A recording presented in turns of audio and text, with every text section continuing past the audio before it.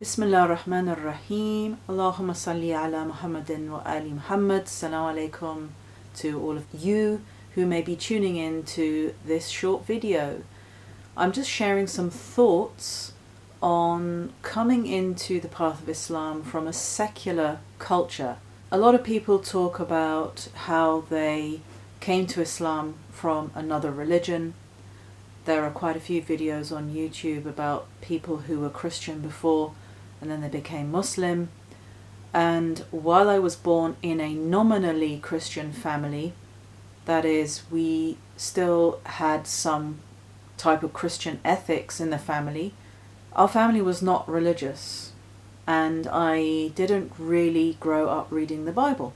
And quite typically in the UK after the 1960s, or even before that, Britain became a very secular society. So generally people didn't have any religion. They just think about day-to-day life and that's it.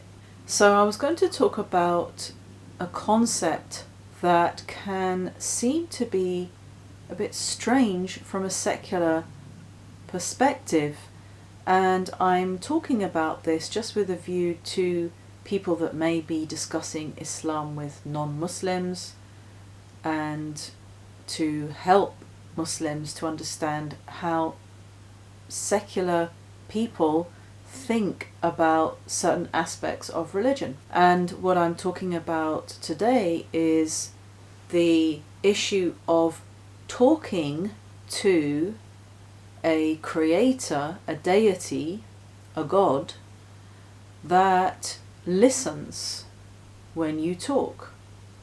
And in actual fact, even the whole concept, the whole idea of talking to God from a secular perspective can seem a bit strange.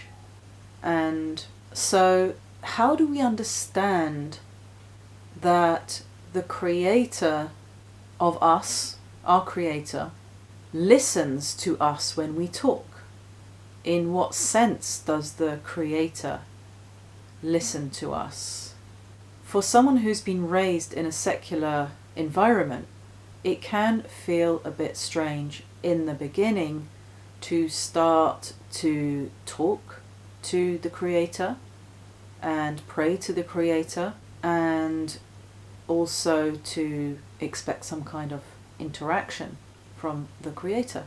Because in a secular environment, even if you may have believed in a higher power or the higher power of a creator, it still isn't really in the practice of a secular culture to interact with that higher power or that creator.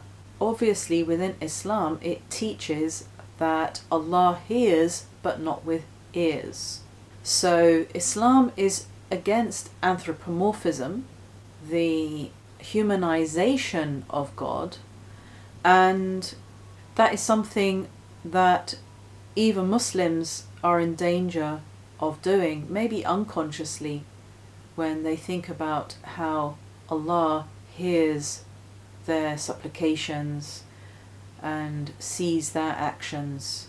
Sometimes the understanding of Allah is slightly anthropomorphized, just because a lot of Muslims may not have formally studied Tawheed. But obviously Allah is absolutely transcendent and undefinable, and He, as He is in Himself, is unknowable. He chooses to make Himself known through signs, and His essential reality is veiled. Some of the narrations say that He is veiled by His light. So the way in which that absolutely transcendent and undefinable entity that has brought everything into existence listens is obviously without ears. And how that entity responds to our supplications, again, will be through various channels or through various signs. The early theologians used to talk about a hierarchy of existence, and in the Imami tradition it also talks about a chain of causation. There has been a big discussion among scholars of different schools on intermediary causes. The Ash'ari school is against this idea of intermediary causes, but as Henri Corbin has argued, if there were not intermediary causes, then there would be no need for prophecy. There would be no need to send a human being to convey the message of Allah to humanity, because Allah would be communicating directly with humanity. But instead, we see intermediary means such as the angels, the books, the revelation, and the prophets to convey the will of the Creator to humanity. So there is this hierarchy of existence, and it is through that hierarchy that Allah sends down His commands. We say send down from the Quranic sense. It doesn't literally mean sending down from, say, the highest heaven to the lowest, because Allah is not in any one place, and so His commands will not be coming from any one place, for example, a higher heaven down to the lower heavens. We could say that this is really just conceptualized to help the human being understand that the commands are sent through different levels of existence until they manifest at our level of existence. And if we think of the Creator as being, again, the ultimate consciousness, and that our consciousness is like a tiny reflection of that superconsciousness, then it should not be surprising if that superconsciousness can apprehend what is occurring within our own consciousness. We can again think of some kind of example on the human level in terms of human beings sensing what another human being may be thinking. Mothers that have a good intuition can often sense what their child is thinking or what their child is about to do. And this is merely through their consciousness, we could say through their instinct. So how much more will a superconsciousness, if we can call it that, see, obviously with our eyes, but see and know what the consciousness within us is thinking and feeling and dreaming and imagining.